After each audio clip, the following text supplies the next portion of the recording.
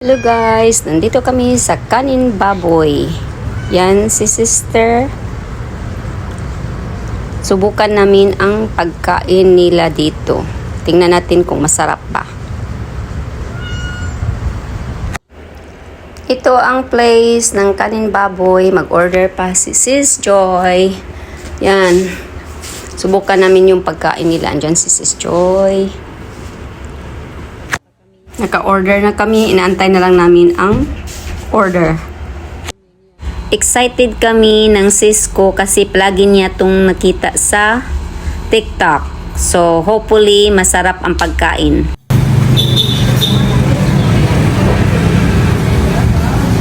Nandito na ang sagugulaman.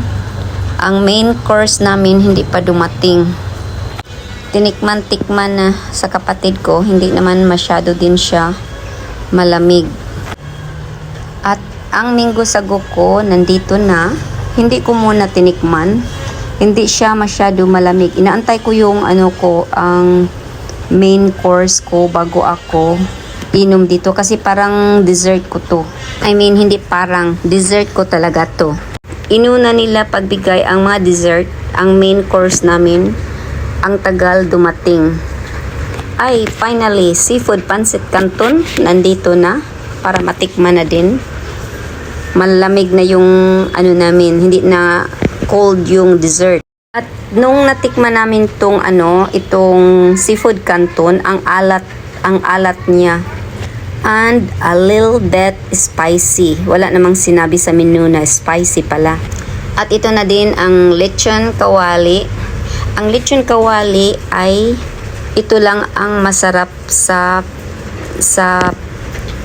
opinion ko ha. Ito lang ang masarap ang lechon kawali. Tama lang 'yun ang alat niya.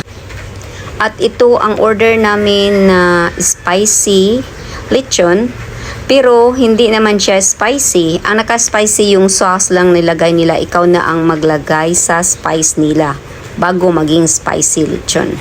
At hindi siya crunchy yung skin niya. Mahunat siya ba? Kung sa Bisaya pa, mahunat siya. Hindi masarap. So, kung nandito kayo o pupunta kayo sa Siargao at pupuntahan ninyo tong baboy kanin, ang masabi ko lang, ang lechon kawali lang ang masarap sa order namin. Yan po, hindi masyado siya, hindi masarap to. Maalat ang timpla nila. Thank you for watching guys, and see you pa sa mga susunod kong mga video. And this is my 3 minutes short video. Thank you for watching.